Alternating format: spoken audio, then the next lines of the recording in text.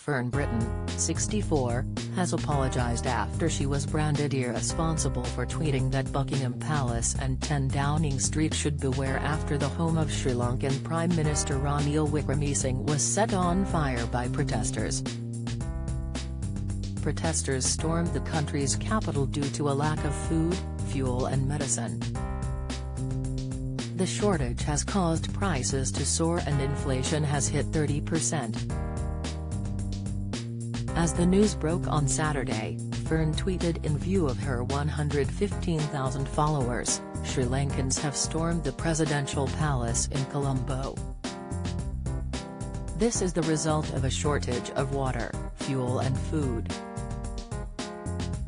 Who can blame them? Number 10 and Buckingham Palace beware." The tweet divided users, and many took to the comments to blast Fern's choice of words. Andy said, "Can't decide if your tweet is pointless or irresponsible." Chris replied, "Both." While Sarah stated, "We don't have a shortage of water, fuel, and food. It's just too bly expensive." An hour later, Fern issued an apology and clarified her comments. She penned, "I apologize.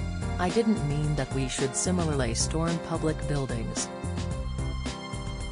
What I do mean is that with grim predictions of men/women/children unable to afford to eat or heat this winter, need to be tackled right now."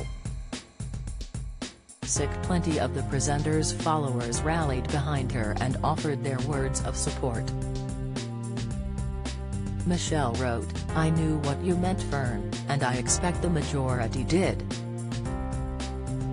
My blood boils at the unfairness of aspects of our country. It's a human right to eat, and feel warm and just feel that you are valued." Ripper echoed, "Who on earth thought you meant that?